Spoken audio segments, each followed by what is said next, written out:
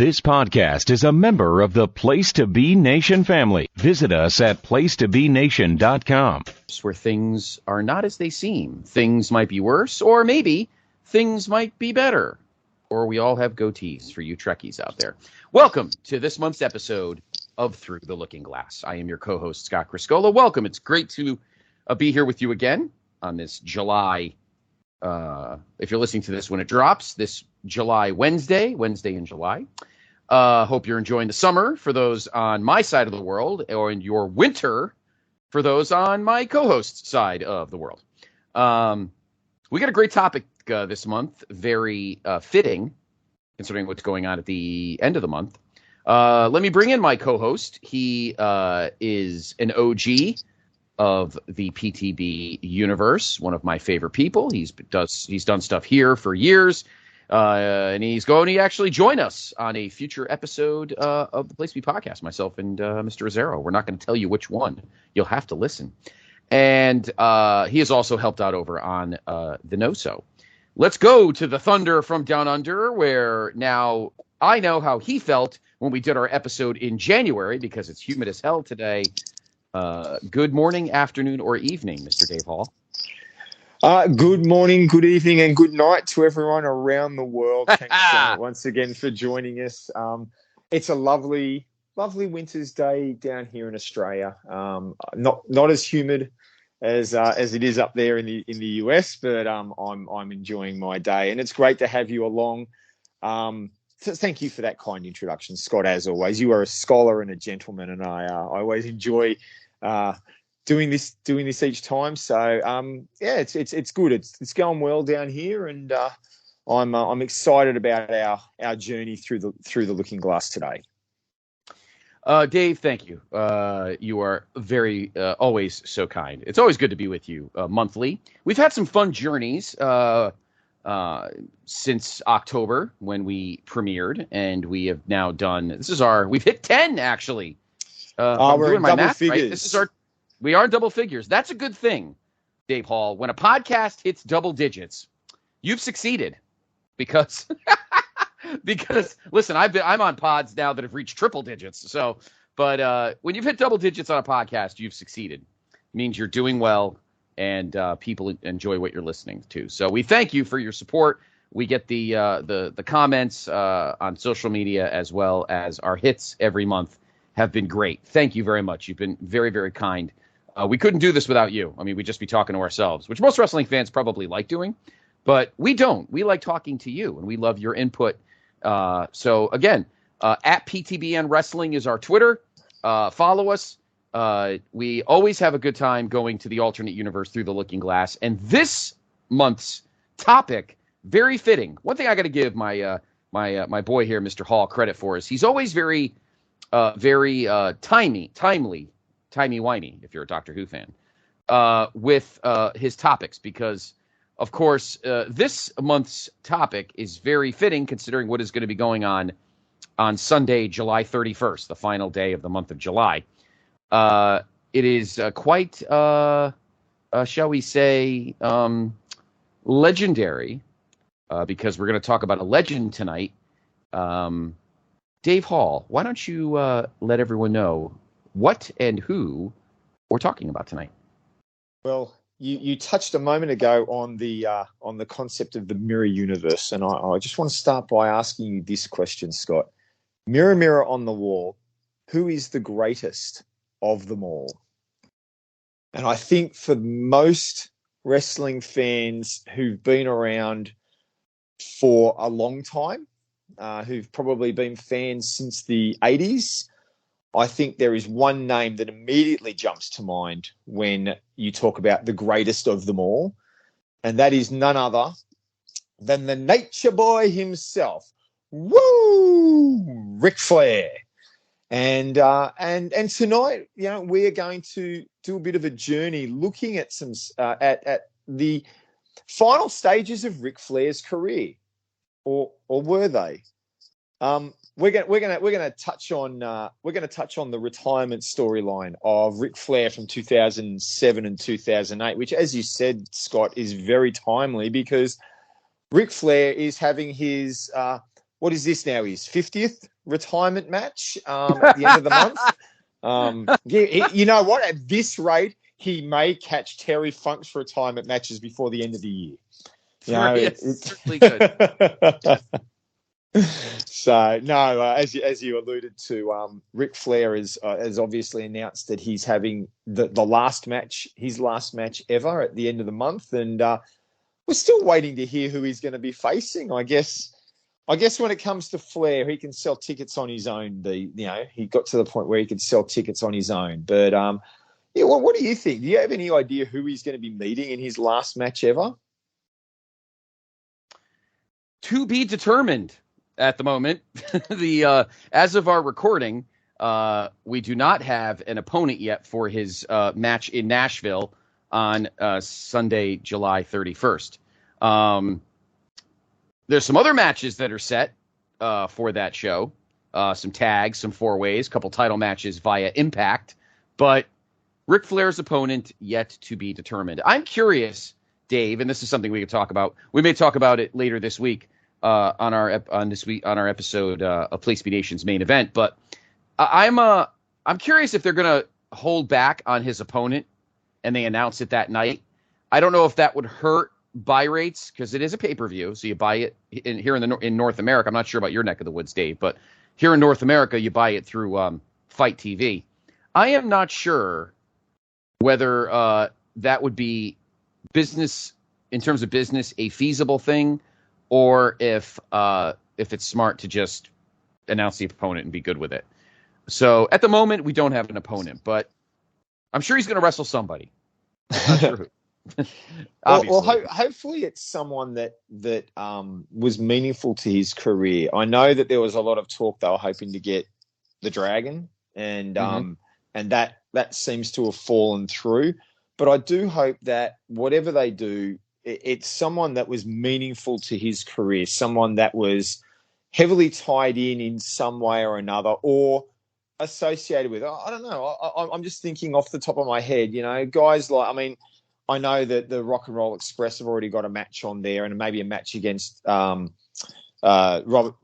Morton could have been good, or maybe someone like a Barry Windham, maybe Dustin Rhodes. That's sort of the tie-in to Dusty. Dustin can still go, and I know that have I heard that he's sort of finished with AEW? I've got the impression that perhaps his run with AEW is finished. So maybe someone like Dustin could be a way to go. But I hope it's someone that ties into his career. And like I said before, I think Flair is this is probably the point. Flair's probably the one guy in this situation that you could sell it without knowing who his opponent is.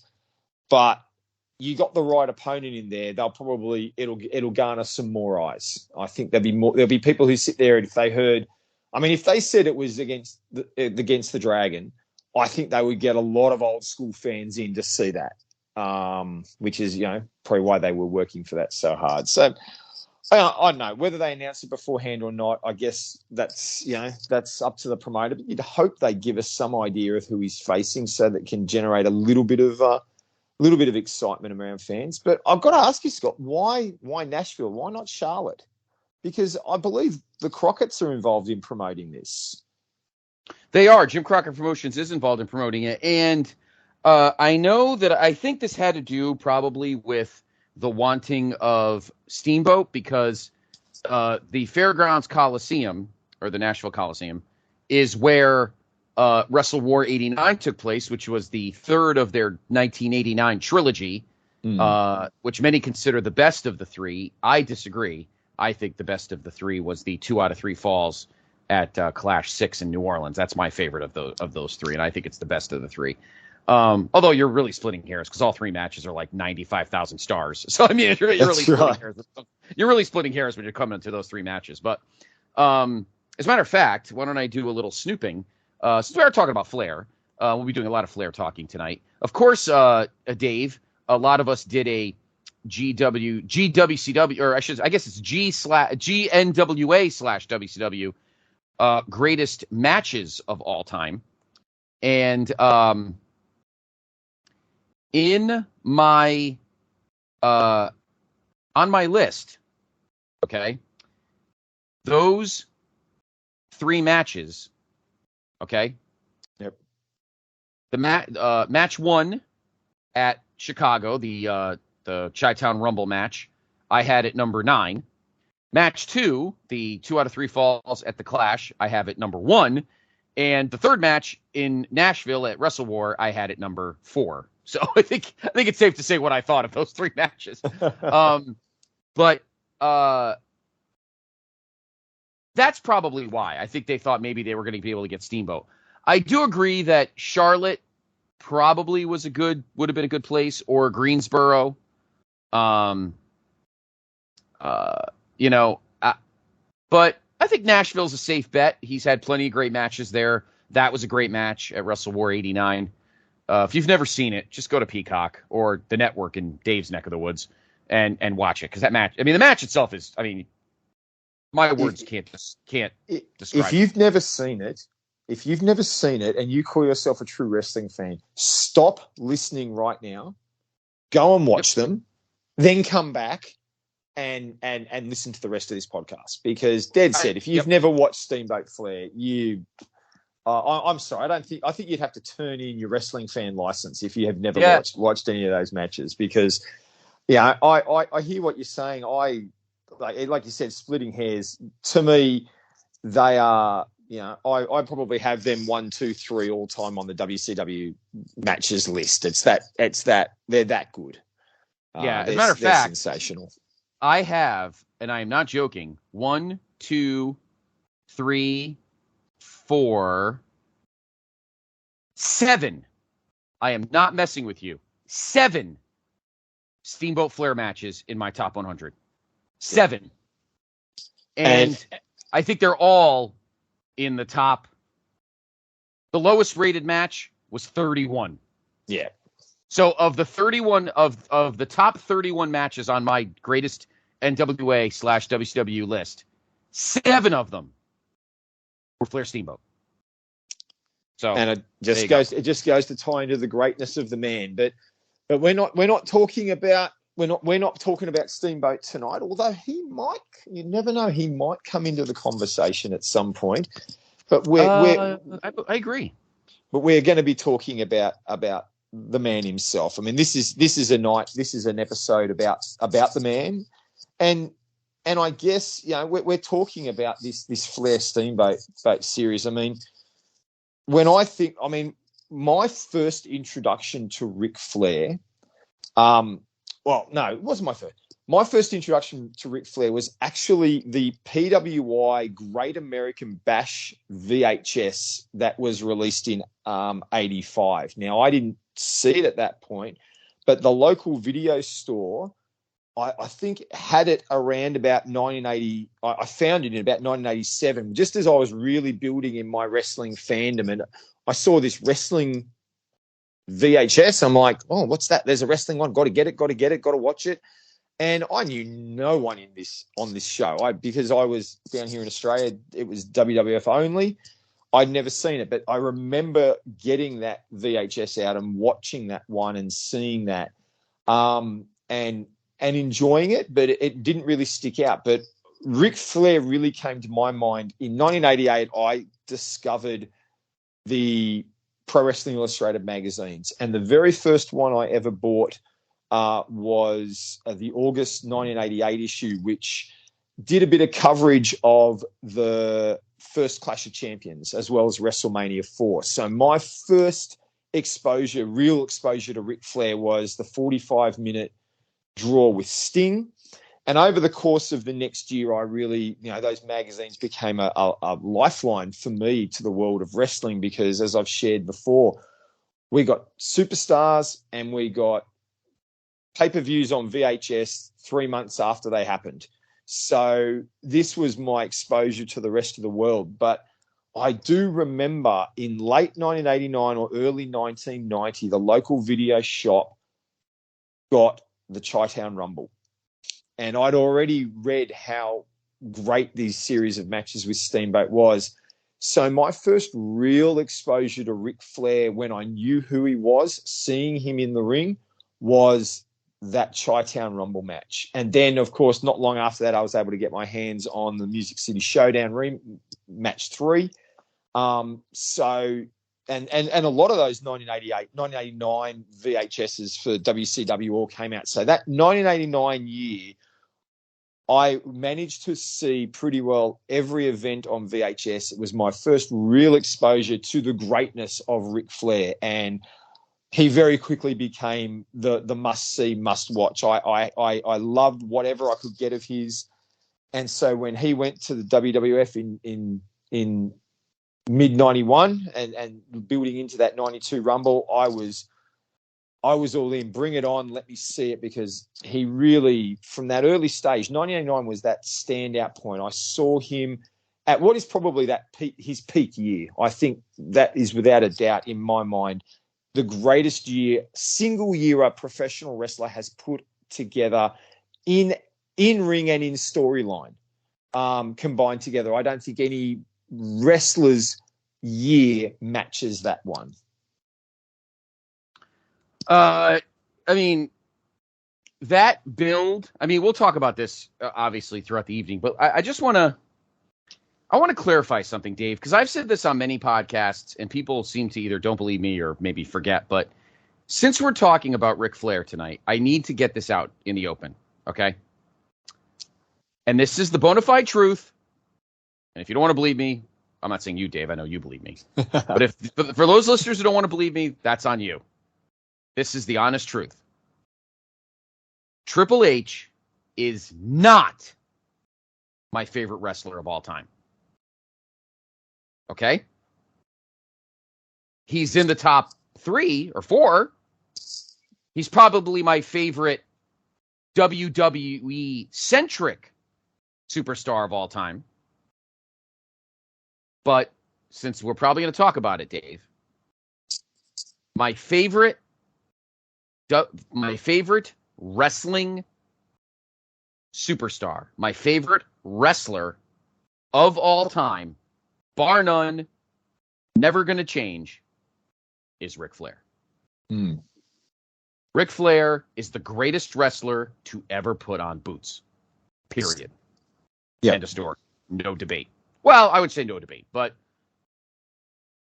Hulk Hogan made a ton of money. Made the WWE in the 80s. His heel turn was awesome. Not number 1. Nice. Harley Race. Amazing superstar. One of the greatest wrestlers of the 70s, early 80s. Not number 1. Steve Austin. Resurrected wrestling. Not number 1. He'll tell you he's not number 1. And you know who Steve Austin will tell you is the greatest wrestler to ever put on boots? Ric Flair. The Nature Boy. Yep. Ric Flair, Dave, is the main event. Always has been, always will. He is the guy you wanted to see lose. When he was a heel, when he was a face, he was a good baby face. It wasn't a great baby face, but he was a good baby face. But when he was at his heel best, there was nobody better. Absolutely. Roddy Piper comes close. 92 Jake comes close. But when you talk about the greatest heel champion that brought butts and seats in the history of this business, it's Ric Flair. Oh, period. Absolutely. Absolutely. Got to agree with that. And the comparisons you just made, I think, what I'm of the same opinion. In my mind, he is the greatest ever. I recently, probably a couple of years ago, I sort of went through my DVD collection of wrestling DVDs because, the network's out there and, you don't tend to watch the DVDs much. So I put a lot of stuff away. I was like, well, these don't get watched, but I sort of set aside a half dozen or a dozen of these DVDs that I'm like, these are the ones that I would still watch. I would still, put on because of who's in it. And the first ones were every Ric Flair DVD or the Four Horsemen DVD that I've got, they all just went straight into they stay, they get watched, because he is, I agree with you, the greatest ever.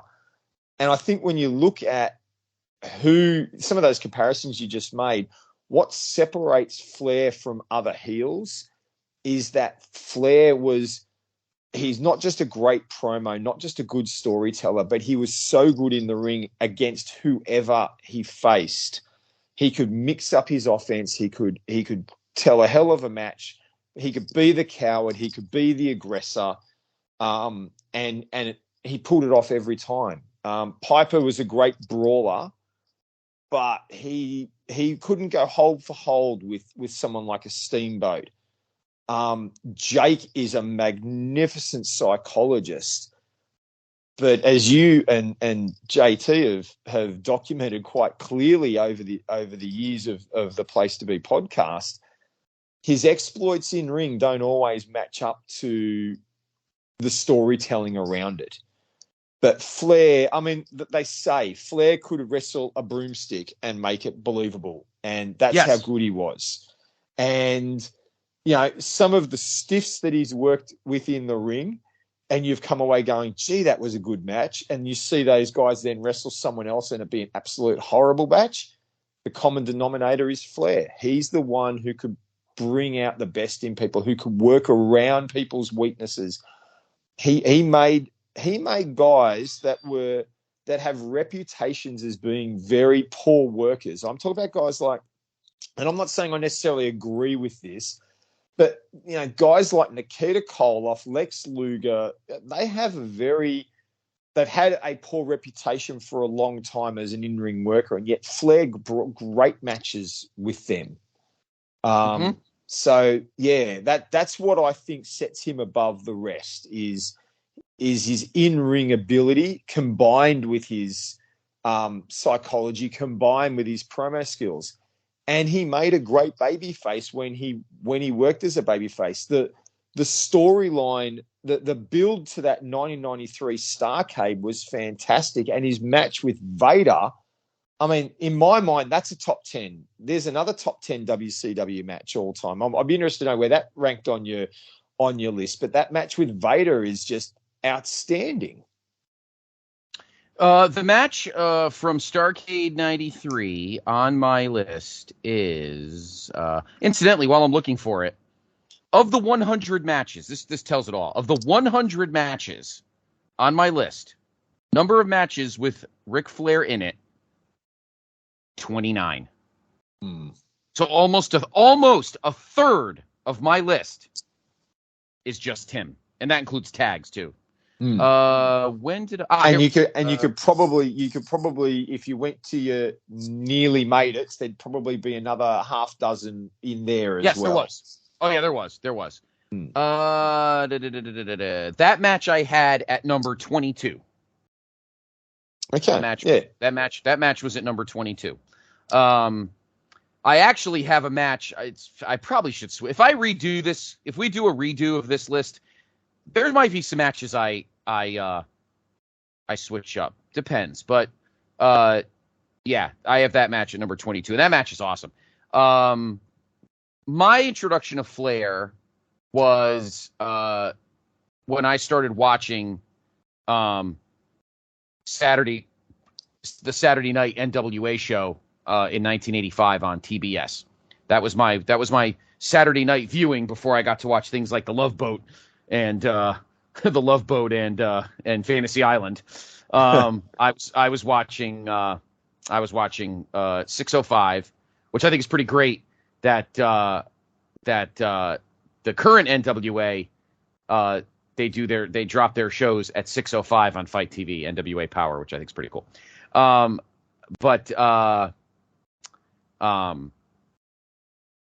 I realized, it was a very different thing, and I don't want to go down a rabbit hole about the difference between, say, WWF and WCW or NWA in the 80s, because it was very different a product. And I loved the baby faces in WWF in the WWF when I was a kid, but when I watched Crockett, I was a super mega fan of the Four Horsemen. No disrespect to like Dusty, and I love Magnum TA, and obviously I love the Road Warriors, but my favorite, I loved the Horsemen. I loved Rick. I loved Arn. Arn's probably in my top 5 of favorite wrestlers of all time. That's a guy we can talk about in another episode and find some kind of looking glass topic for Double A. Tully, Ole, even Luger, and Barry Windham. And anyway, I think the reason I loved Flair so much when I was younger, Dave, is because obviously Crockett was a very different product, and we've talked about that many times here on our show pertaining to other things. Crockett is a very different beast than the WWF of the 80s was, because you're going in to a house show for 2 different reasons. You're going to a house show in the WWF to watch Hulk Hogan defend the WWF title and vanquish a heel. If you're living in Norfolk or Charlotte or Greensboro or Greenville, South Carolina, or Atlanta, Georgia, or Nashville or Memphis or anywhere down there, or Tampa or whatever, anywhere in the South, you were going to see a babyface attempt to vanquish the dastardly Ric Flair and usurp him as the NWA World's Heavyweight Champion. And 90% of the time, obviously, you were going to leave disappointed. Either he was going to lose, or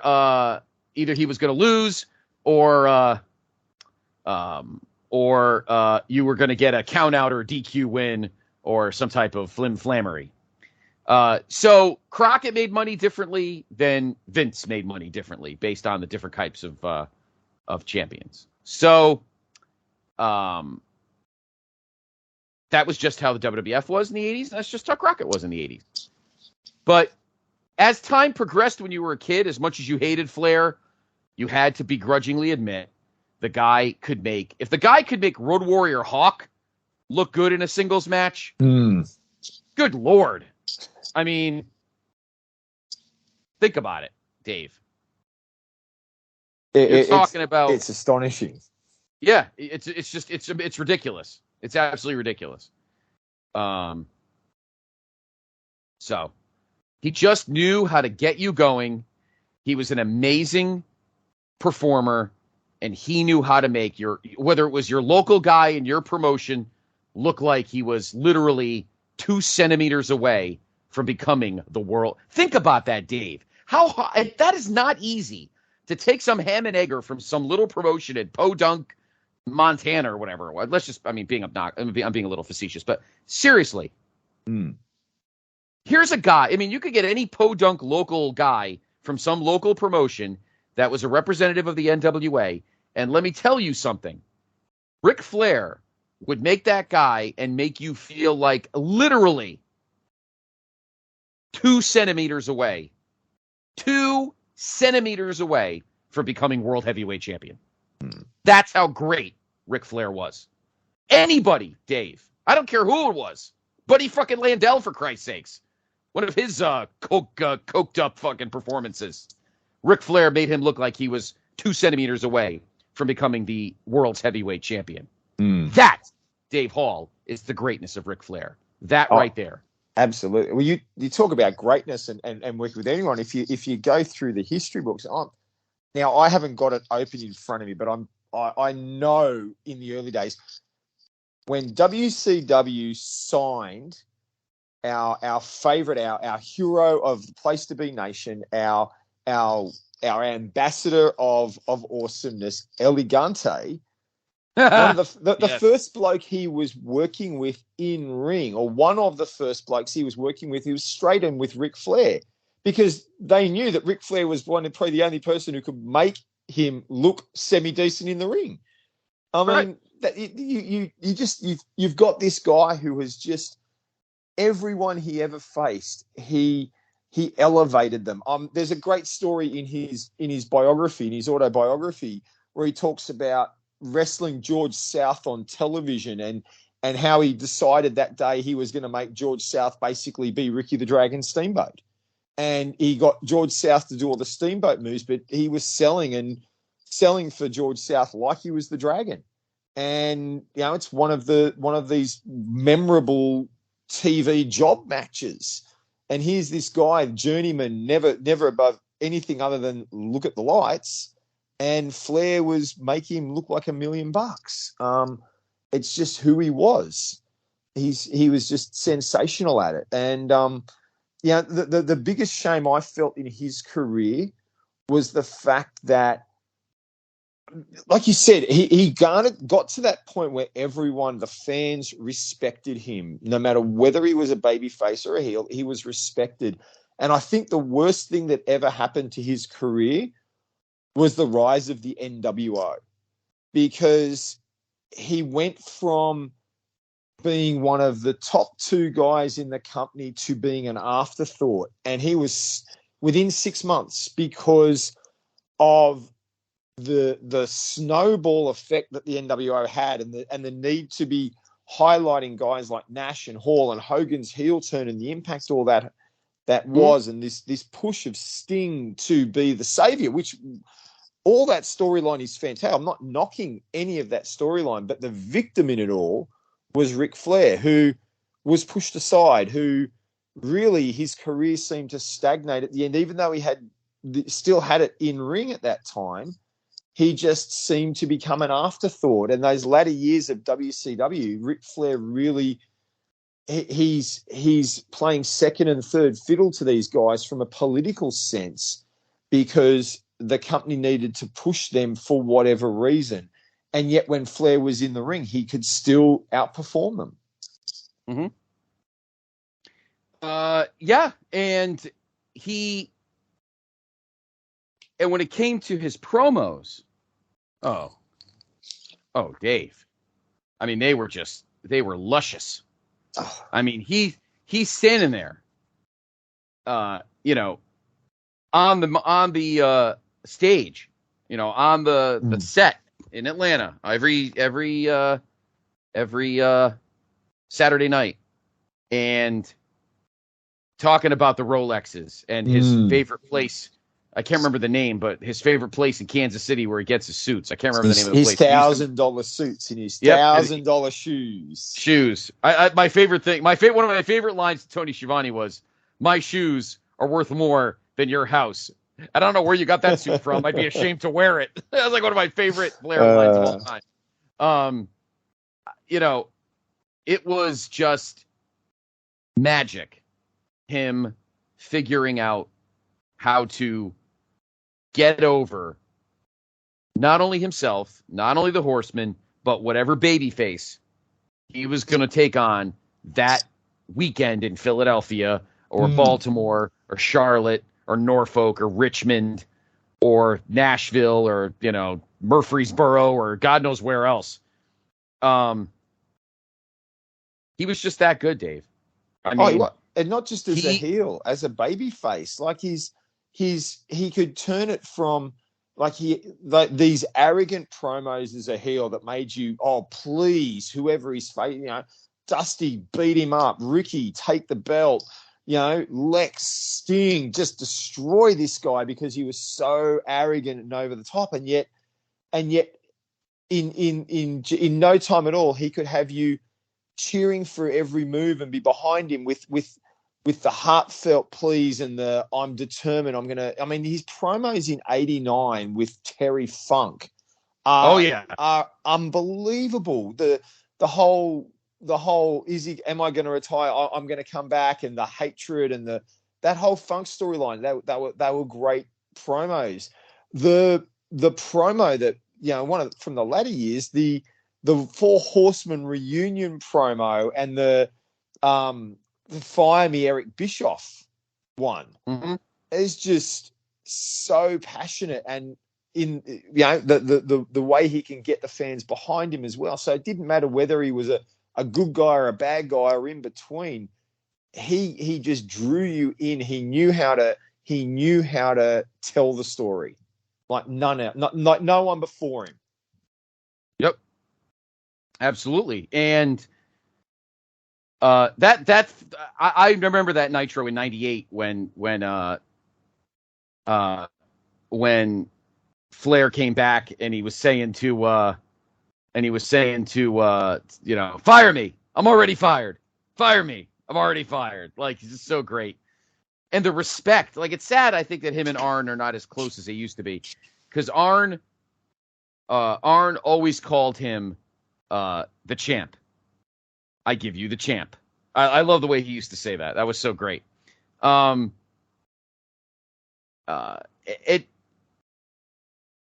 the very end, he knew how to put guys over. Guys over and put himself over. Worked every time. And that's just the greatness of Flair, Dave. I mean, just it worked every time. Didn't matter whether it was Ricky Steamboat or Buddy Landell or Kerry Von Erich or Mike Von Erich or, I don't know, Lex Luger, Ricky Morton, Rick Rude when they feuded in '93. I mean, the matches weren't the best, but they're still pretty good. It didn't matter. He just knew how to spin the narrative and make you want to watch. And I'm not saying he's the only one that could do that, but he was most certainly close to the best at it. Absolutely. And it's not just the narrative, like the role he played in bringing guys along, in ring wise, like people credit, Lex Luger joined the Horsemen and worked with them, and his in-ring work came along. Sting basically learned on the job working with Ric Flair in the ring. And even bring it to the modern era. I recently sat and watched the Evolution episode of the Ruthless Aggression series on the network, and the role that Flair played in helping mold Randy Orton and Batista in ring and out of ring. I mean, he's not just the ability he had to work with people himself, but the ability to sort of support other guys and help them grow as in-ring competitors. I don't think anyone's ever had that complete package. He really comes across as that complete package. And the other guys who sit there as the greats just don't quite carry it. Like Hulk Hogan, had the charisma and the promo skills, and in ring he had to work his style. That was the only one that worked. But Hogan was never known to really give to other wrestlers and really bring them along. Austin is sensational, but probably at his peak as a wrestler, he was limited by his injuries.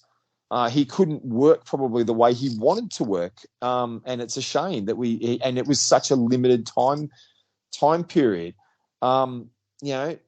You can probably go through and compare him to everyone, and there'll always be something that just sets Rick just above everyone else that he's that's ever up there in those comparisons. Mm-hmm. Absolutely.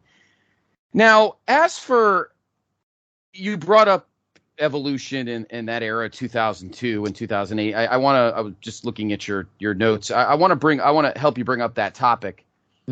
Talking about wrestling, and I'll get the discussion started. Flair leaves in 19. Well, obviously we go through the whole thing. He's a stud in Crockett throughout the 80s, main eventing every Starrcade, feuding with Dusty, feuding with Ricky Morton. He had the great match. He had a pretty good match at Starrcade '86 with Nikita Koloff, which he had to do because the car accident, Magnum's injury that knocked out Magnum. Yep. And then you have feuds with Ronnie Garvin, and then Luger again, and then finally the matches with Sting and the matches with Steamboat. Then we get the Black Scorpion slop. And then by 1991, he wants to literally punch Jim Herd in the face. And that's it. He leaves in mid-91 for the WWF. He's there for not even 2 years. More like 18 months. 18 months. Yes. 18 months. Wins the world title at the Rumble, which was one of the greatest Rumbles, if not the greatest Rumble ever. Him and Savage have a banger match at WrestleMania 8. But go back to our WrestleMania episode that we did in March, I think. Yeah, March, where we discuss tweaking WrestleMania 8. See how I kind of got the plug in there, Dave? That's like good, that? good plug. Yeah, I've been doing this. I've been doing this a little bit, just a little bit. But go back to our March episode when Dave and I rebooked some WrestleManias, and we talk about how to get to ultimately Flair versus Hogan at WrestleMania 8. But that's another episode. So he wrestles Savage, great match. Goes through the summer, the whole Warrior Perfect thing, yabba yabba yabba. Loses to Perfect on that Raw 93. Gone. Goes back to WCW. Is there for the next 8 years through he's there through the Monday Night War, and he gets beat up by NWO and gets treated like absolute dirt, which was just fucking criminal. Shows up the night after. It's one of my favorite Raw moments ever. Shows up the night after Survivor Series 2001, the night after the invasion angle mercifully ended. And the next question we ask ourselves is, Dave, that 6-year stretch from 2002 to the little back end that we're going to talk about, that we will get to tonight, should he have been in those matches? Should this retirement have been earlier? And I'm going to start the discussion by saying it depended how you used him. If you go back, and the reason I'm saying this, Dave, is I want to plug another great episode of the Place to Be podcast. Justin and I did, and I believe it was Backlash 2005. Trying to think when Umaga debuted. Yeah, around that time, I think. Yeah, was it Backlash 05 or I think it was Backlash 05. Umaga debuts and beats up Ric Flair and pins him. And Justin and I, JR and I, had a very, very spirited debate about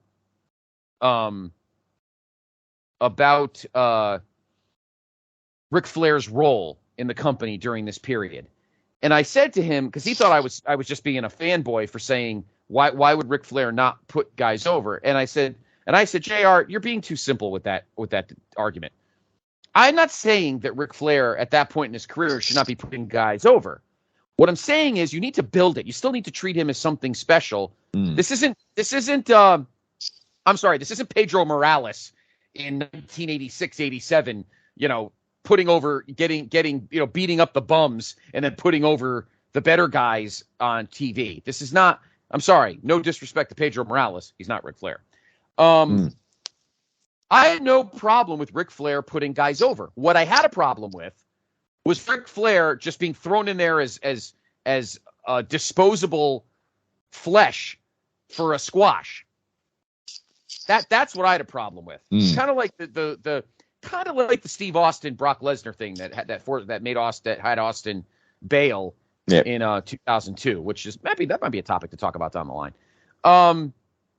I was so disgusted at how Flair was just treated like meat instead of, even if he agreed to it, being treated like meat instead of, throw some other guy in there to job out to Umaga.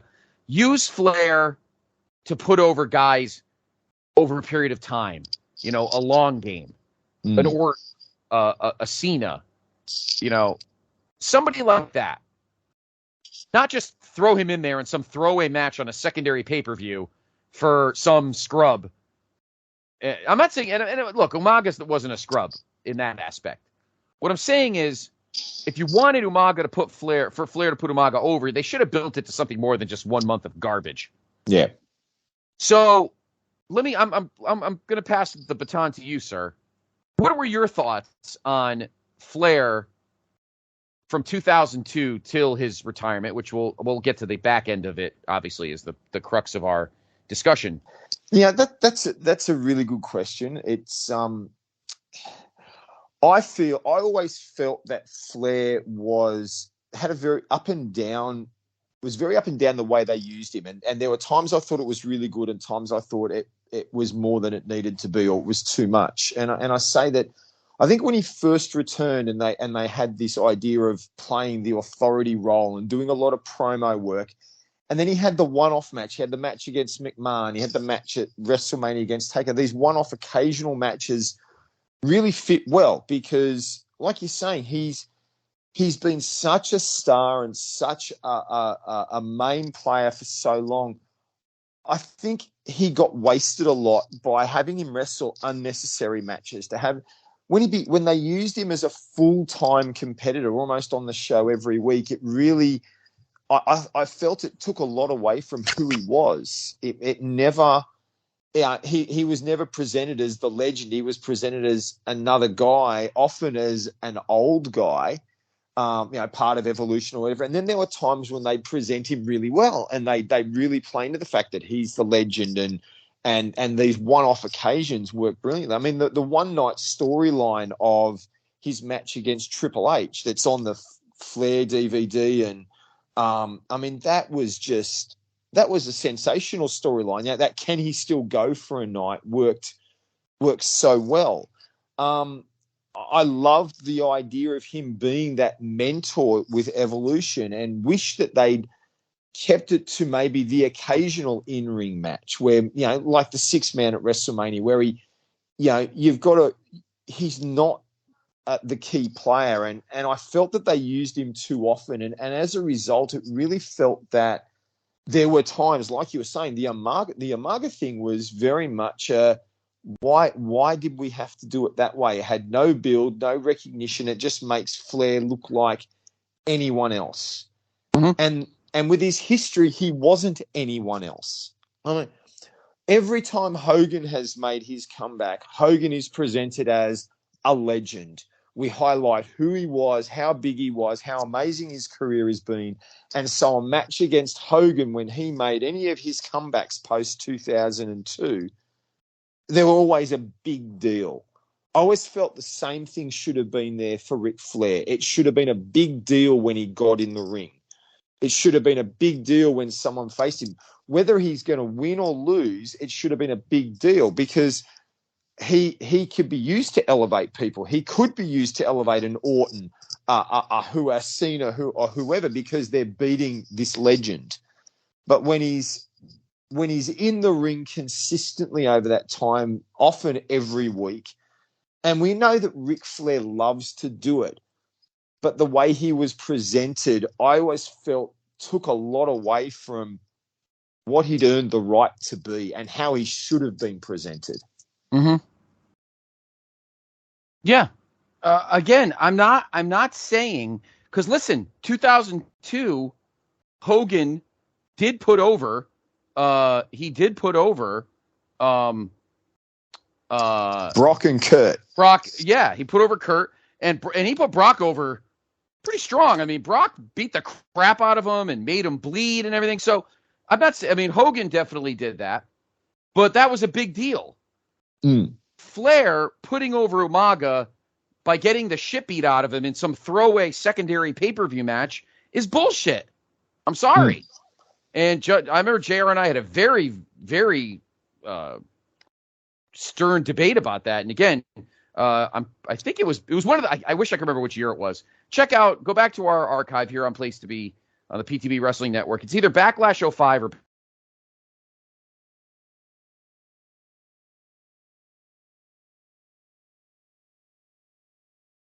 check out the debate that JR and I have about that match between Flair and Umaga. I'm gonna say it was 06. And he beat him in 3.5 minutes. Mm. Are you serious? But here's the thing. I shouldn't even have looked it up, Dave. It pissed me off even more. But here's the thing. If you had had a bit of build to it. Like Umaga talks about how he can beat the legends of any era, and had a nice big build to it and make it a featured thing.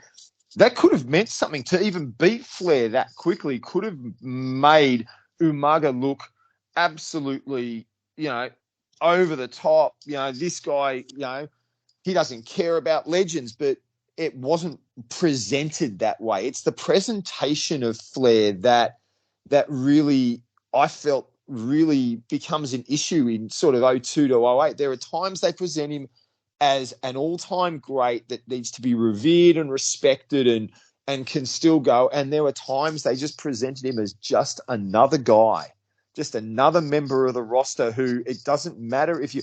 What did Umaga gain by beating Flair in that way on that night? Nothing. He didn't gain anything from it because it meant nothing. But if they'd presented Flair in a way that it was going to be a big deal, even beating him quickly would have meant something. Right. Yeah. And yeah, there were some great Flair matches during. I don't want to dive. When we specifically get, I'll let you steer that one. I want to get into this. I want to talk about this 02 to early 07 stretch for just a second. He didn't wrestle it. Let's go back to the Manias. He wrestled it. Listen, he put over all right, I'll give you an example. Perfect example. Taker at WrestleMania 18. But he put over Taker, but that was a great build. That was a fucking amazing build. Yeah. It meant something. Exactly. It absolutely meant something. Yeah, Taker beat up David, and then Arn had that fucking killer spine buster out of nowhere. That's a build, and Flair put Taker over. So I'm not saying that Flair should not have put guys over, but that's using Ric Flair to effectively put somebody over, not have him get his ass kicked in 3.5 minutes in some throwaway pay-per-view in 2006. Ric Flair doesn't deserve that. I'm sorry, this is not, and again, I don't want to disrespect another legendary wrestler, but this is not Pedro Morales in the WWF in, 86, 87 on fucking Superstars, beating Barry O 1 minute and then getting his butt kicked by Brutus Beefcake the next. But that's how it often came across. That's the thing. It's how it often came across. The comparison should have been Bruno. Look at how Bruno was presented in the 80s. He was, for a match, if Bruno had a match with someone, it meant something. I mean, he came out of retirement for his Larry Zbyszko feud. It meant something. And then every now and then, Bruno would appear. He would have a match. The only match that I can think of Bruno's that didn't mean anything was that WrestleMania 2 Battle Royal. Yes. It just shouldn't have been in that. But outside of that, he got angry. He got annoyed at what Savage did to Steamboat. They have a series of house show matches, or he had some house show matches with Piper, but it was always a big deal. And it was always a short-term thing. Dave, those Boston Garden matches in early 86 and against Savage and Bruno would have intercontinental title cage matches at the Boston Garden. I think he had one at MSG too. Maple Leaf Gardens. Obviously, Savage was not losing the IC title. Realistically, now looking back, obviously Bruno was not going to win the title. Duh. But in 1987, do you know that? But beyond that, Bruno was presented as a legend. Him getting in the ring meant something. Fans. I was young then. You were young then. We might not have understood that, but probably if people who were our age back then probably would have known Bruno's not going to beat Savage, but it still drew because people were keen. Oh, Bruno's stepping out of retirement. He's having a match. This is a big deal. Flair wasn't presented in that way, and he could have been. Like the Undertaker thing was a big deal because it was only his second match. The Triple H, the one night thing with Triple H, that was a big deal because he hadn't been competing regularly. But the Umaga thing, it it was just another match. It wasn't a big deal. It wasn't presented that way. And there were too many of those matches in my mind. Too many matches of Flair just being in there when they could have reworked these stories and done it another way. Yeah, exactly. And I even appreciated the late 05 when he won the Intercontinental title, and then Triple H came back after the Batista feud on the episode of Homecoming when Raw went back to USA, and Triple H absolutely beat the tar out of him to build a feud. And then they had that awesome cage match at Taboo Tuesday 2005, which is an amazing match. And that's putting over somebody. Flair got the win, but Triple H got the last word because he was the younger and, obviously continuing to get, go over. That's how you use Ric Flair to put guys over. Ric Flair is not over the hill Pedro Morales or whatever. You don't throw him in a secondary match against some brute that makes no sense and have him get the shit kicked out of him in 3.5 minutes in like the second match of the show. Sorry, not happening. It's not how it works with Ric Flair. Sorry, it's not. No. I'll die on that hill and I'll bring anybody down with me. But I'm sorry. I'm usually not like this, Dave, with certain topics, but Ric Flair should not have been treated like a piece of shit. And there were times in that 6-year stretch between 2002 and 2008 that Ric Flair was treated like a piece of shit. And, just my opinion. So. No, absolutely. I agree with you there. I agree with you. And that's why I think this topic and this rabbit hole that we're about to go through, I think is such a good concept to look at, because I think it didn't just stop at, it continued right through even these last few months of this stage of his career as we're about to look at, because I think that there was a lot of stuff around the build to his retirement match with Shawn Michaels that, there are a lot of times it continued to just be treated as another night, another week, as opposed to having some significance around it. They tried to develop this retirement storyline for Ric Flair as a way of building to a memorable finale. And I'll give credit. The finale was memorable. But from when they announced it to when it culminated, there was still a lot of crap in there. There was still a lot of misuse and a lot of waste of time stuff that could have been done so differently. And I really feel, and even the end of it, and obviously this is why we're going to be looking at this trip tonight. Even the end of his retirement, there are things that they could have done that could have made it even more impactful, because I always felt going into this retirement storyline, I felt from the beginning you knew it was building to WrestleMania and you knew he was retiring there. And it took a little bit out of what was happening in the lead up, because you sort of, those of us who'd been around for a while knew exactly where it was headed. We knew that this was going to culminate at WrestleMania. Flair was going to retire there. It was going to be a big deal, and we can move from there. And so the lead up to it, there were times when it just felt like another week. It felt like it meant nothing. It was just another. It wasn't even a chapter in the story. Right. It was just a throwaway. Oh, we've got to remember. Oh, we forgot that Ric Flair's got this retirement storyline going. Who can he wrestle this week? To just keep it in your memory. Yeah. And some weeks, you're right. It's like, yeah, whatever.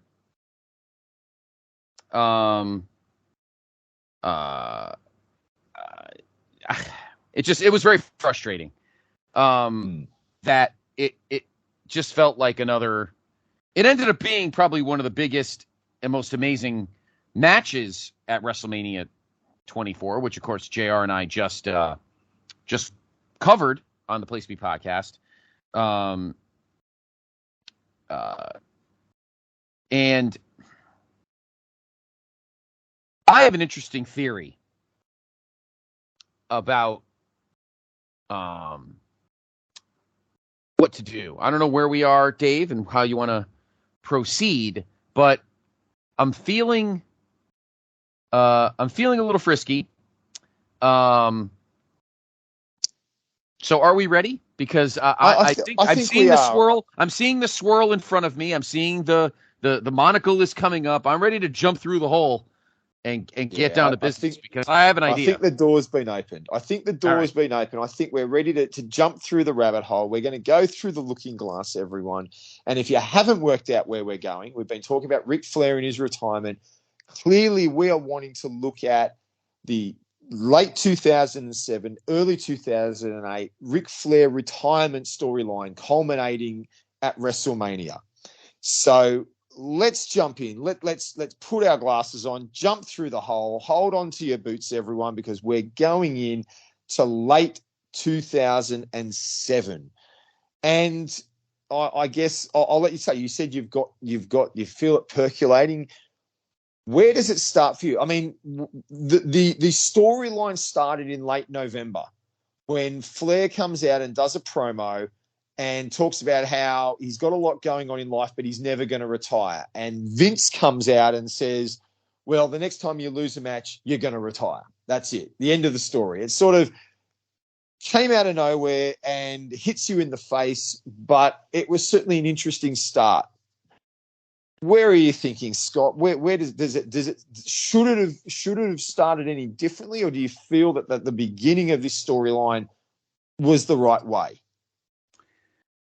Well, obviously,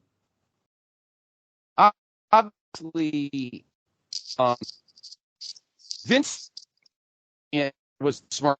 He's a fucking asshole. So so I think that's not the problem. I don't think it should have been in the middle of it. When you want to start a huge storyline, one that you want a lot of gravitas, 90% of the time, it needs to end the show. So what they needed to do was Flair wrestles a match against somebody, wins it, and then Vince comes out at the end and says, I have your future in my hands. Okay? Yeah. This is a young man's game, Rick, and you're old and washed up.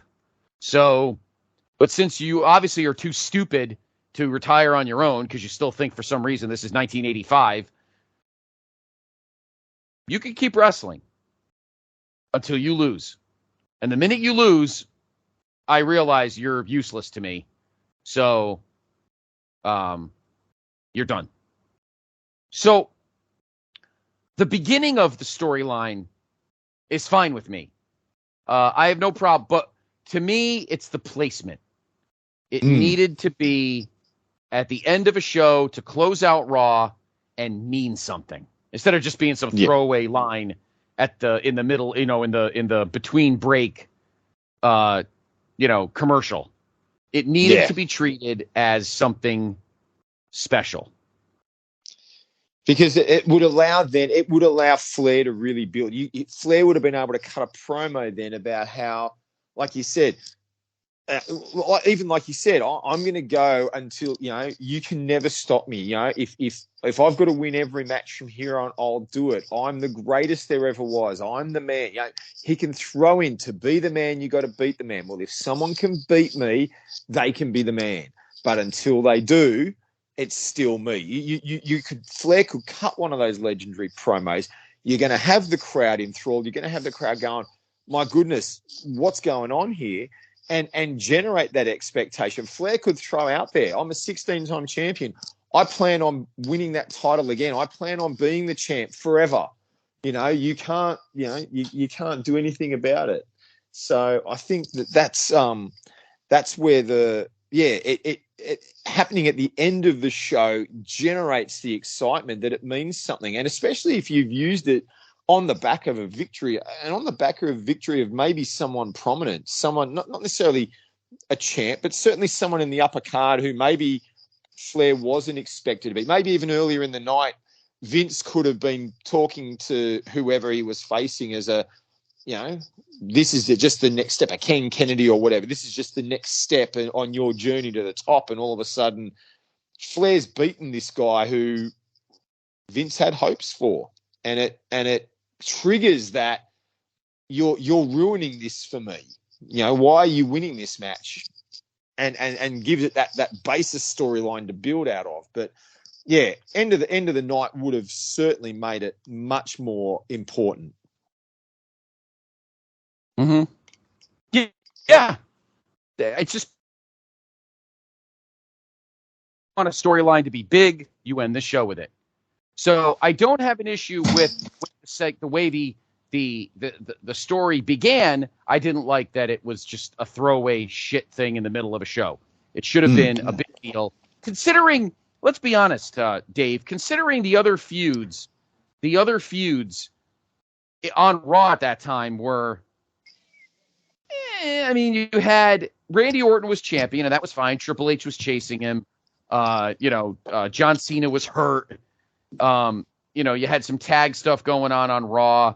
Raw at the time was not the greatest thing on the planet. So why you don't just end that show and start focusing on Flair as a major cog on Raw, I don't get it. Because nothing else is going on.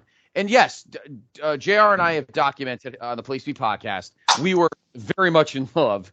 We had a bromance with 07, 08 Randy Orton. He was awesome. Absolutely awesome. And I'm fine with that. But the issue is that other than that, there wasn't really that much going on Raw. So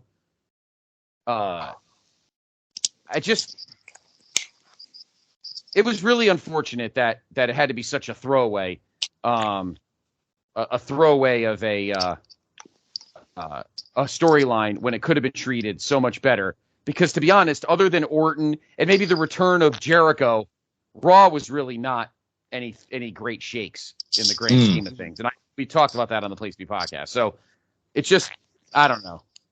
There was room for this feud to make. There was room for this feud to be something special instead of just another storyline. You know what I mean? And that to me is the part of the key is it should have been something special because we're talking about the greatest ever in my mind, in your mind, the greatest ever, and certainly one of the greats if you don't view him as the greatest ever.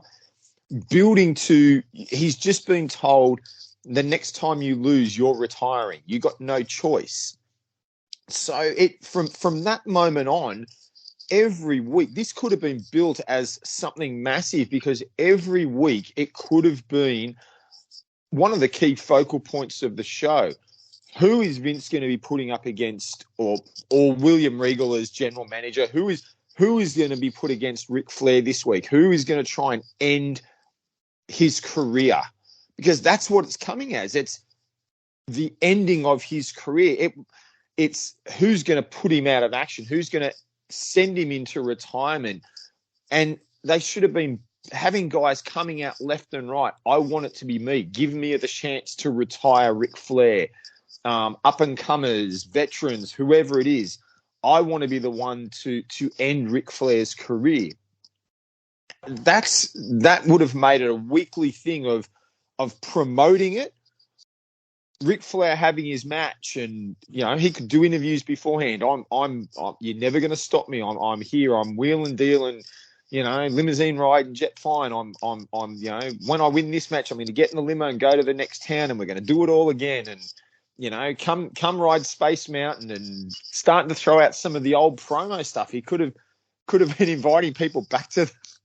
Could have been inviting the ladies back to the hotel room like he used to do. You could have latched onto that because the more he wins, the more that confidence should have been presented of the old Ric Flair. Here I am, guys. I'm back, baby. I'm the man.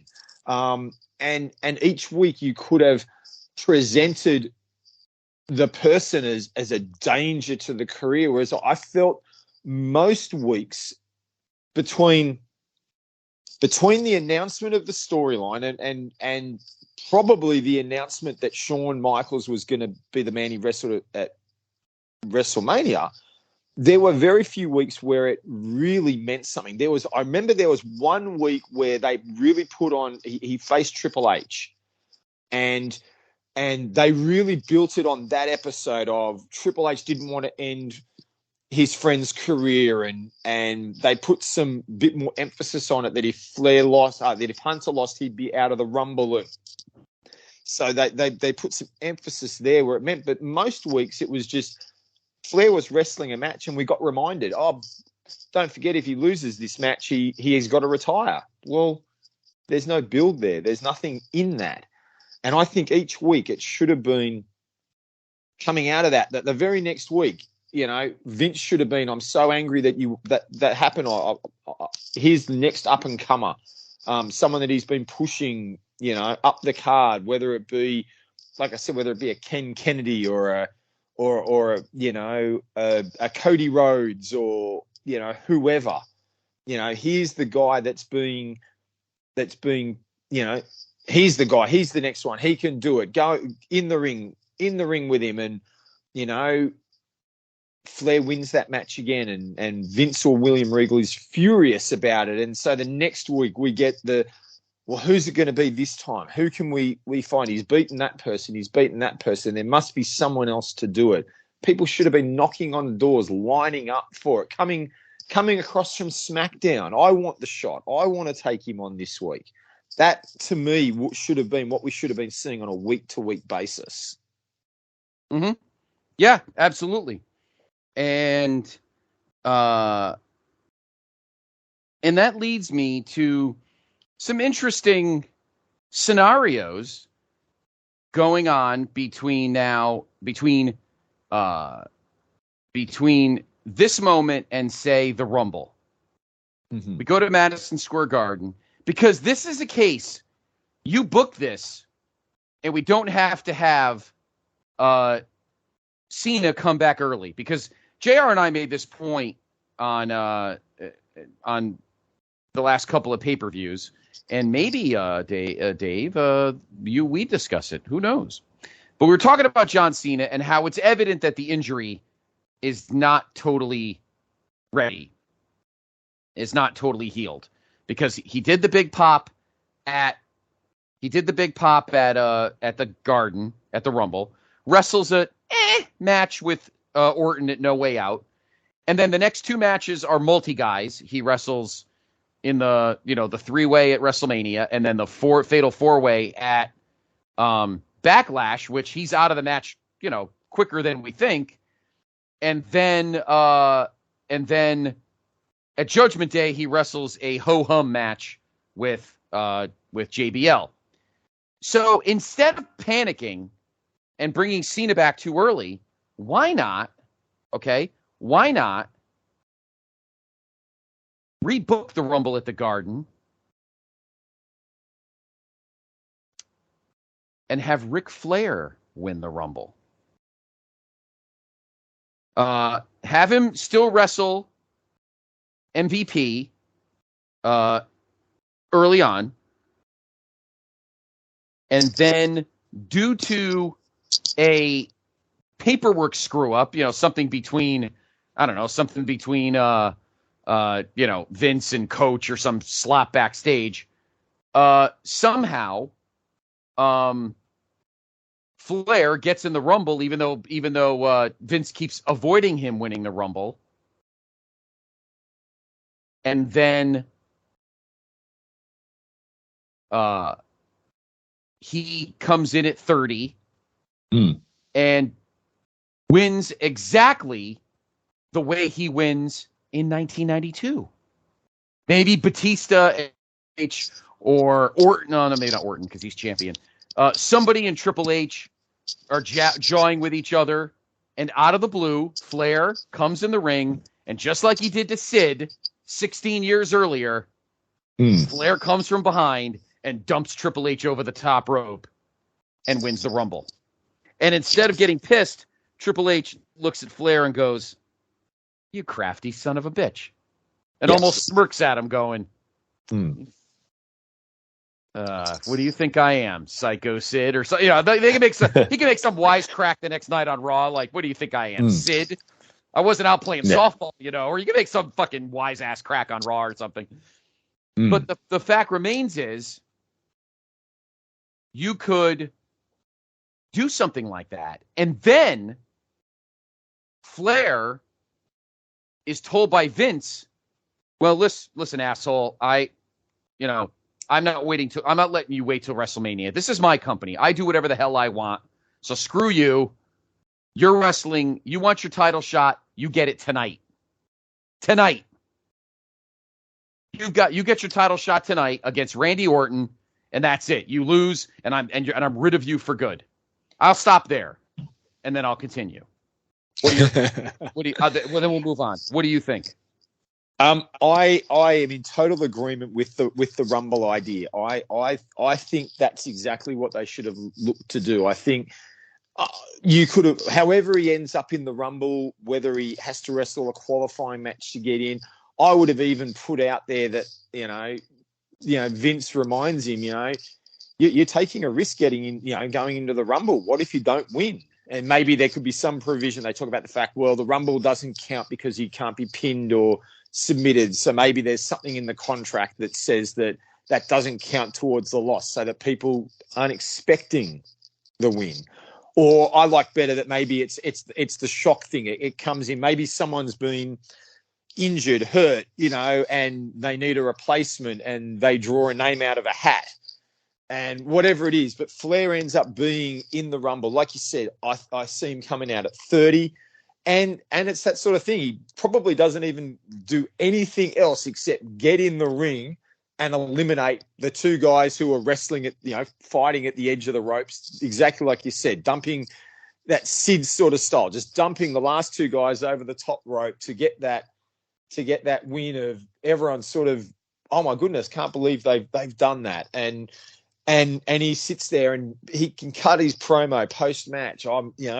I've done it. I'm going to Mania. I'm going to be the champion again. I've shown you. I said I was going to do it. I said I'm the man. And until you beat me, bring it on. Bring on. I'm the greatest world champion ever. 16 time. I'm going to make it 17. And I think it would have popped the crowd big time. It would have really drawn everyone in to, where are they taking this? Because here's this old guy, yet he's just won the Rumble. And it gives credence to the anyone can win the Rumble thing. Because it really, the Rumble, and even now, the Rumble has really gotten to the point of, they talk up the whole, well, any one of the 30 men can win it. But we all know the only people who are going to win it are going to be the upper level guys who are going to be going to wrestle, who are going to be in title matches. They don't. Correct. You can't. And when you run a storyline, when you run it with the idea of the winner gets a title shot at WrestleMania, that's the counterbalance to it. You can't have Santino Marella win it. You can't have, you can't have, someone just Hornswoggle. Hornswoggle. Yeah, you can't have one of them get the victory, even though they're in the Rumble, because it's not going to play into that WrestleMania storyline. But this would, because Flair has been the champion so many times before that it's not out of the realms of possibility of Flair being given a title match at some point again, because you can build a story around that. So I agree. Bring him in, bring him on. I think you and I may have a little bit of a different direction coming out of WrestleMania, out of the Royal Rumble, but I think we've both got the same idea there of Flair winning and moving forward from there. So I'm totally on board with that. All right, so let me continue as we're traveling through. Oh, the rabbit. The looking glass has some nice colors this time. All like Flair's various tights boots combos throughout the years. So did he wear pink? When did he wear pink? Was it Starrcade 85? I think he wore pink at Starrcade 85. Yeah, I think he also wore them at Starrcade 88 as well. Yeah, I think green at 88. Might have been Great American Bash. He wore the powder blue at Starrcade 83 when he beat Harley in the cage. I don't remember what color he had in 84. That's always a black hole for me, that Starrcade 84 show. I keep forgetting the $1 million match, him and Dusty with Joe Frazier and all that. I never totally remember that. But anyway, so that night on Raw, Randy Orton, who's the world champion, and Vince tells him, don't worry. We're good. And so the main event that night on Raw, the night after the Rumble, is Randy Orton versus Ric Flair for the WWE Championship. And, Orton's beating the tar out of him, and he's like, old man, you taught me everything you know. I was in Evolution. I was paying attention, yada, yada, yada. And, out comes, all of these heels, the MVPs and all these guys to come out and, try and stop him. And every time he gets an upper hand, he gets, pulled out of the ring or some kind of slop. And then, Vince decides we're going to make a no holds barred. So then now these guys can interfere. Triple H comes out. It becomes, and then maybe for one night while he's still healing, then John Cena comes out, gives an FU to Orton. Orton's like all messed up, and Flair comes in, crawls him up, and it happens. Ric Flair on the Raw after WrestleMania, the Raw after the Royal Rumble, becomes the WWE champion. And the place goes batshit. Triple H comes out. He gets on all the baby faces come out. They're on Flair's shoulders, and it's all just it's an amazing moment. An amazing moment. Flair is the champion. Vince is pissed. And so Orton wants his rematch at No Way Out. So Orton and Flair have a rematch at No Way Out. Meanwhile, we have other stuff, and we have, maybe number one contenders or whatever. The match ends inconclusively. Flair, it ended a no contest. It's technically not a loss. Flair defends the title against Vince throws title matches at him throughout Raw. And then at WrestleMania 24, say inside of a steel cage or something crazy, that's when Randy Orton wins the title back and Ric Flair's career ends. That's what I do. You got to make sure that Orton, because Orton has earned the right to be the top heel. So I think Orton gets the win back, wins the title. Maybe he gets a little bit of a babyface look and looks at him and goes, "Good job, old man," and then walks off. And then we do the same. The Flair match, the ending of WrestleMania ends the same way that the Flair Shawn match ends, where he hugs, the family and yada, yada, yada, and all that stuff. Because I got to be honest, as much as I love Undertaker and Edge, I always thought, and listen, we just did this show on the Place to Be podcast, so check it out. JR and I just did WrestleMania 24. Maybe you could put Taker Edge at another part in the show. Maybe you have Taker Edge in where that triple threat slot was. I know Taker will probably be pissed because, he wasn't the last match the year before at Ford Field, but, shit happens. And you have Flair and Orton in a cage or in some kind of match, and that's where Flair finally loses. Randy Orton wins the world title back, and Flair's career is over. So I still end, my opinion, Dave, I still end the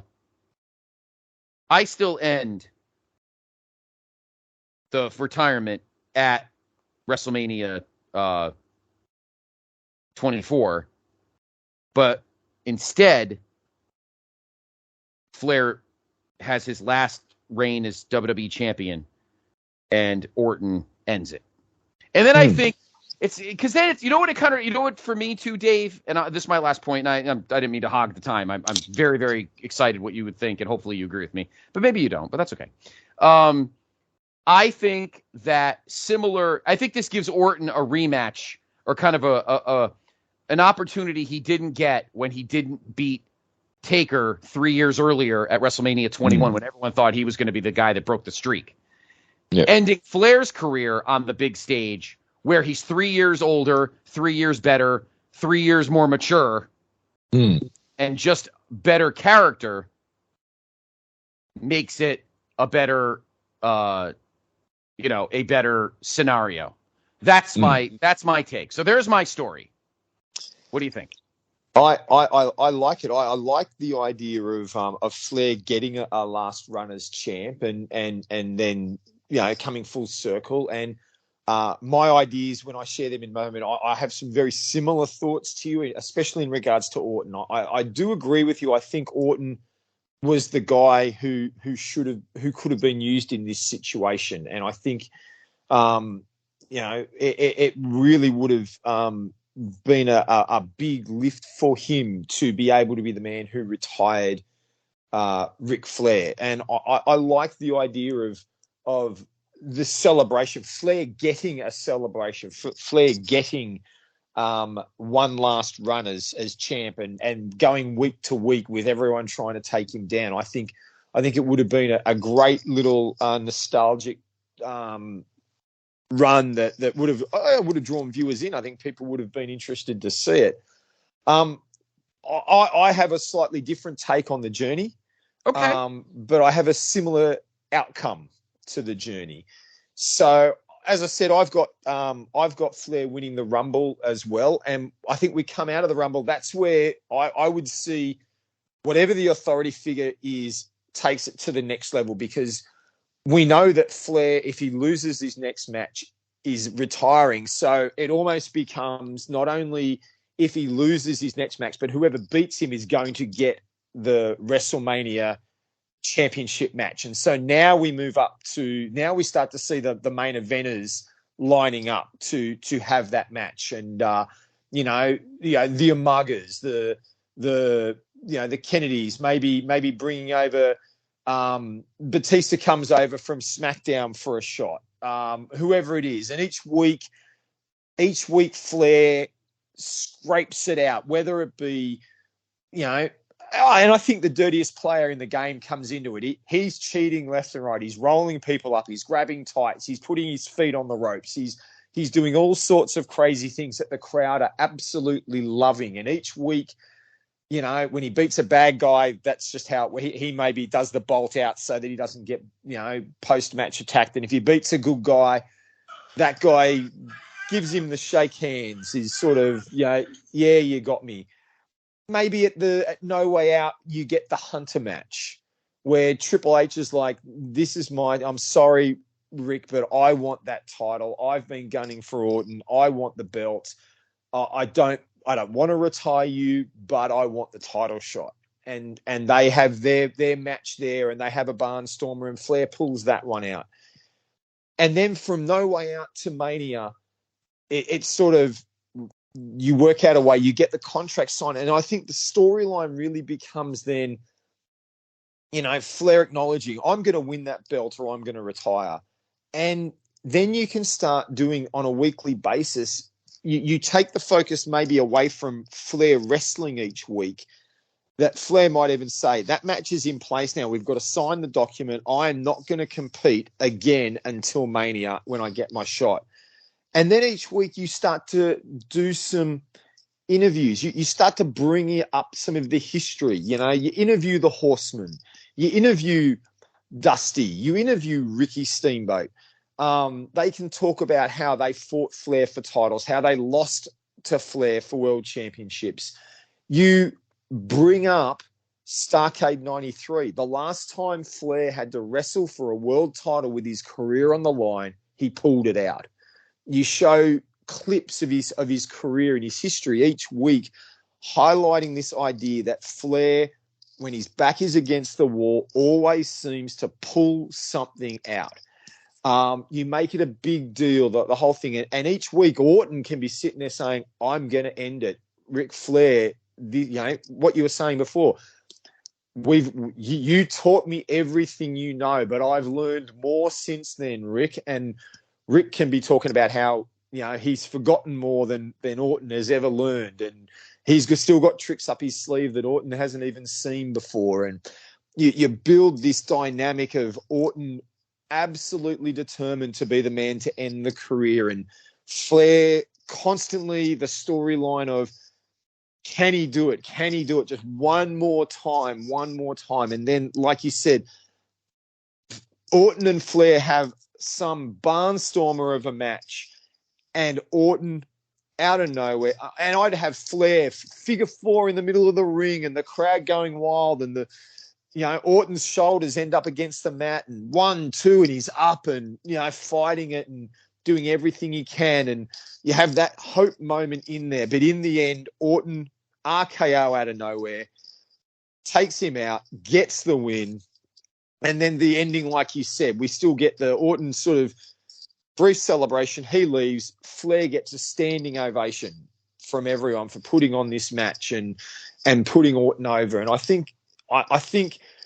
don't think Flair needed the title win to round it out. I think the storyline could have been told in a way that winning the championship could still be seen as an option when you talk up the history and you bring up who he is. And if every week everyone is saying Flair can do it, Flair, he's always found a way. And even the guys like that he beats along the way, Hunter, I thought I beat him and he's still got it. And each week you've just got that more and more belief that he can pull it out. But Orton is the man to end it and finish off. So I agree with you with the ending. I wouldn't have put the belt on him myself, but I think you could have really built up a real memorable, tear-jerking storyline of, can Flair do it, with his whole history being brought into it, getting clips from Starcades and getting clips from various championship wins through his career, and Flair being able to say, they thought I couldn't do it again. They thought I wouldn't be able to do it then, and I did. When I lost to Steamboat, they thought that was it, and I did it again. When I lost to Sting, they thought that was it, and I did it again.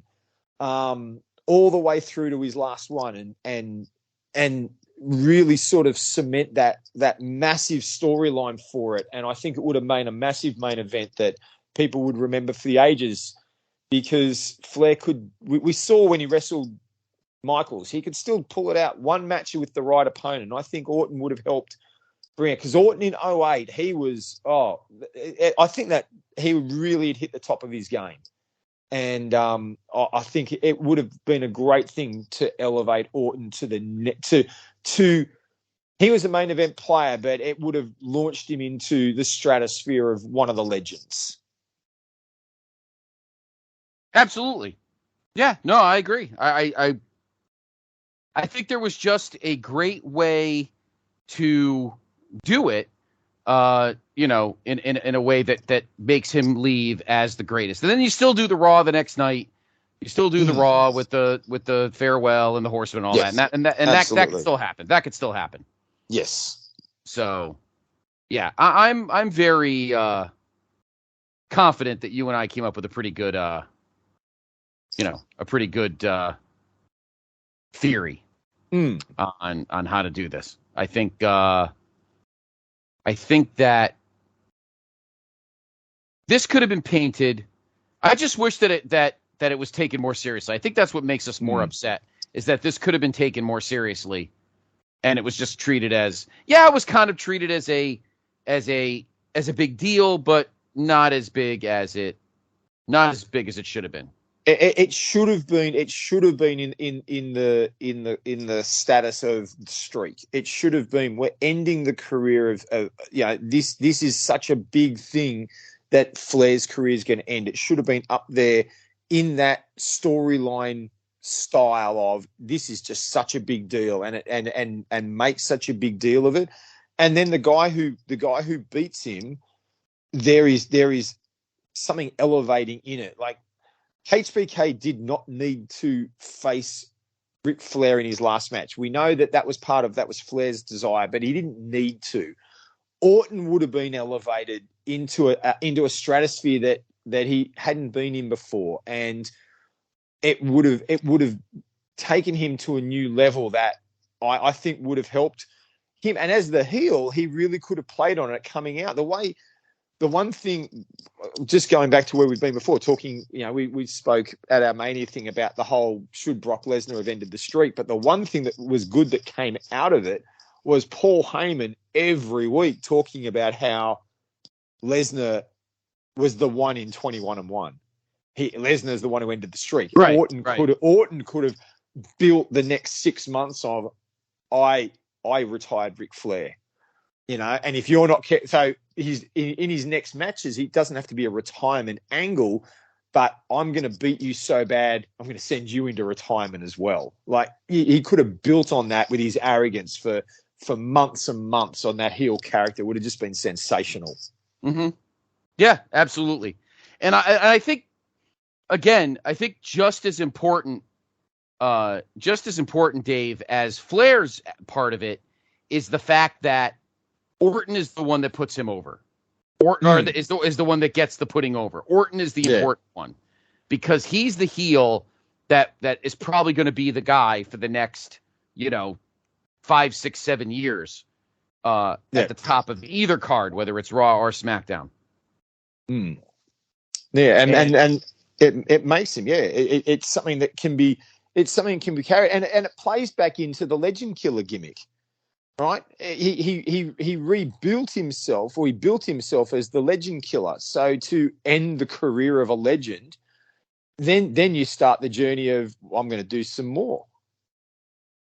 Right, exactly. So I think we didn't. This is probably the least tweaking we've done, Dave, the least tweaking we've done on a looking glass, in the sense that we're not really changing a ton. We're simply changing the level of importance of it. Absolutely. That's what we're changing. The level of importance of it. That's all. We still think Flair should have retired at WrestleMania 24 and never should have wrestled again, even though everybody, and I know 2 people that are going to this card in Nashville in a couple weeks, it shouldn't have never happened. It should have just ended when it ended, and that's right. And that was that. That's right. So there we go, everybody. That's again, we didn't, not every looking glass has to be a complete makeover and destruction. But I thought it was just, I think it was a great topic, Dave, and one that we didn't have to go crazy on, but just to once again mark the importance of Flair as one of the best of all time. Yeah. And it should have gone out better than he did. That's right. And it's like, this is our tribute. This is our tribute to Flair as his career, hopefully, finally winds down permanently. I agree with you. He should never have come out of retirement again. And sadly, of all the things, his first match out of retirement was actually down here in Australia. That's right. On that absolutely woeful Hogan Down Under tour. It was. Oh God. And I didn't go. Unfortunately, the tickets, they were just too expensive for me. Knowing I would have loved to have seen Hogan Flair, but I also knew that what I'd be in for. I didn't end up going, and from all accounts, the people who I know did go. The general consensus was they should not have had that match. Both of them should not have competed. I mean, Hogan struggled in the ring with his health and his body, and it should never have happened. Everything after that has just been one horrible thing after another. I just hope that whoever he faces in his last match, that it's done in a way that people aren't going to watch this going, oh, Rick, why did you do that? You should not have done that. I hope that they can come up with a match that at least is honouring to Flair and honouring to his legacy and doesn't diminish it, because I think that's what I fear most for Flair, is that he comes away looking like an old man who shouldn't have stepped in the ring. Mm-hmm. Yeah, I agree. But we did it right. I'm glad in the alternate universe we still had Flair go out, but we had him go out the way he should have gone out, as a legend and as a guy who commanded a stage, and he would have commanded the Citrus Bowl in Orlando for that last time. Yep. So, well, I hope everybody enjoyed that trip. That was a lot of fun, Dave. I enjoyed that topic very much. Join us, of course, next month in August. Even though this year WWE decided to fuck up tradition and SummerSlam is in July. Next month in August, disgraceful. As we did, I know, right? Really, as we did in January with WrestleMania, and with the Royal Rumble, and as we did in our March episode with WrestleMania. Of course, next month in August will be our SummerSlam episode, where we'll do like we did and maybe pick some years where perhaps we could have done a little tweaking and made a card better. I know there's a ton of years where the SummerSlam card could definitely have used some severe mirror universing, and we're going to do that. So join us next month in August for the SummerSlam episode of Through the Looking Glass. And then I have a good topic for our September show that I'm going to talk to Dave about offline that I think will be a lot of fun. So, Dave, where can everybody find you? As always, everyone can find me on Facebook, lurking the place to be pages. I'm Dave Hall. Feel free to hit me up, send me a message. You can also catch me not just on this show, but over on the No So. You can catch me every now and then popping up as a guest on Johnny C's Multiverse of Fabulousness. So a little bit more out there exploration. So you can catch me around there. But please feel free, send me a message, hit us up on the Place to Be page. Let us know what you think, and we love hearing from you. Yeah. And Dave's awesome, and you could hear him obviously here. As I mentioned, he's going. I'm not telling you which one. You're gonna have to listen.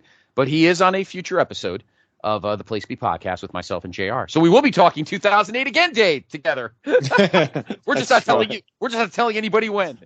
Of course, you can follow me on Twitter at Scott C Podfather. I always change my. I'm always goofy about this. I always change my my Twitter handle. Not my handle, but my Twitter title. This month it's the Podfather of Bottle Rockets because it is 4th of July month, but I always change it just to be weird. So follow me on Twitter at Scott C Podfather. But most importantly, please follow the brand on Twitter at PTBN Wrestling.